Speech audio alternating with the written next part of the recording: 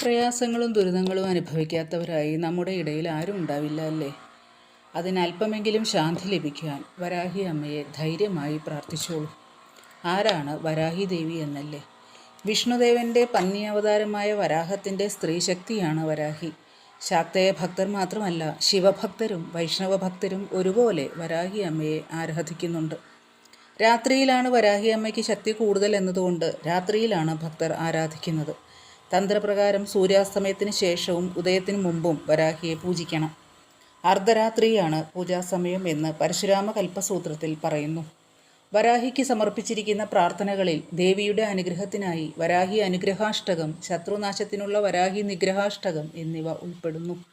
രണ്ടും തമിഴിലാണ് രചിച്ചിരിക്കുന്നത്. കേരളത്തിൽ തിരുവനന്തപുരത്തെ പേട്ടയിലുള്ള ശ്രീപഞ്ചമി ദേവീക്ഷേത്രം ദുർഗാദേവിക്കും വരാഹി ദേവിക്കും സമർപ്പിച്ചിരിക്കുന്നു. വരാഹി ദേവിയെ പ്രാർത്ഥിക്കുന്ന ഭക്തർക്ക് സംരക്ഷണ കവചം അമ്മ നൽകുന്നു.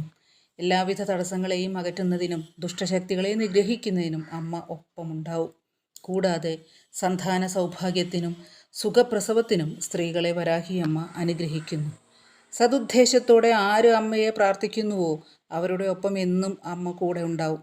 മറ്റൊരാളുടെ നാശത്തിന് വേണ്ടി അമ്മയുടെ മുന്നിൽ പ്രാർത്ഥിച്ചാൽ ഉറപ്പായും അമ്മ നിങ്ങളെ ശിക്ഷിച്ചിരിക്കും.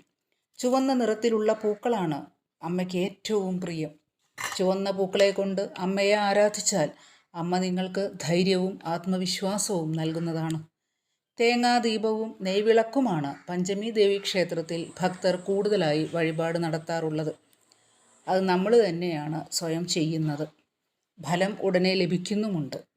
എല്ലാ ആഗ്രഹങ്ങളും സാധിക്കാൻ വരാഹി അമ്മ എപ്പോഴും നിങ്ങളുടെ ഒപ്പം തന്നെ ഉണ്ടാവട്ടെ എന്ന് ആത്മാർത്ഥമായി പ്രാർത്ഥിക്കുന്നു. ഈ വീഡിയോ നിങ്ങൾക്ക് ഇഷ്ടമായെങ്കിൽ ലൈക്ക് ചെയ്യുക, ഷെയർ ചെയ്യുക, സബ്സ്ക്രൈബ് ചെയ്യുക. ഇതുപോലെയുള്ള വീഡിയോകൾ ആവശ്യമാണെങ്കിൽ, താല്പര്യമുണ്ടെങ്കിൽ ആ കമൻറ്റും കൂടി ചെയ്തേക്കുക. നമസ്കാരം.